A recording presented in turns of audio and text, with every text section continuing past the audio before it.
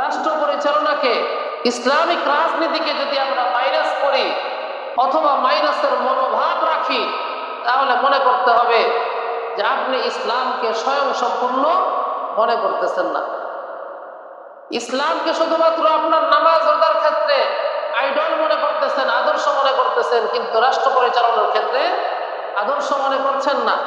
যদি আমি আমাকে মুসলমান বলে দাবি করে থাকি, তাহলে রাষ্ট্র পরিচালনার ক্ষেত্রেও আল্লাহ রসুল যেই মাপকাঠি দিয়েছেন, ওই মাপকাঠি অনুসারে যে উপযুক্ত, তার হাতেই ন্যস্ত করা দরকার।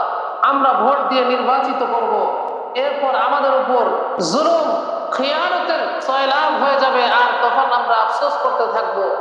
এটা বোকামি ছাড়া আর কিছুই না।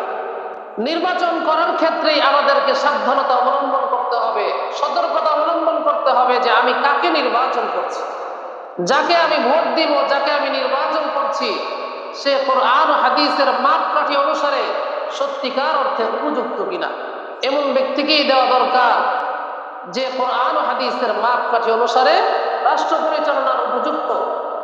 হ্যাঁ, 100-এ 100 হয়তো পাবেন না, কারণ সাহাবায়ে কেরাম যেই পর্যায়ের ঈমান ও আমালওয়ালা ছিলেন, কোরআন ও হাদিসের মান্যকারী যেই পর্যায়ের ছিলেন, ওই পর্যায়ের মান্যকারী তো আমরা না, বরং এর ধারে কাছেও না। তাহলে এখন আমাদের করণীয় কি? আপনি পার্সেন্টেজ অনুসারে যার মধ্যে কোরআন ও হাদিসের আদর্শ পরিমাণে বেশি দেখতে পাবেন, তাকেই আপনি উপযুক্ত হিসাবে নির্বাচন করুন।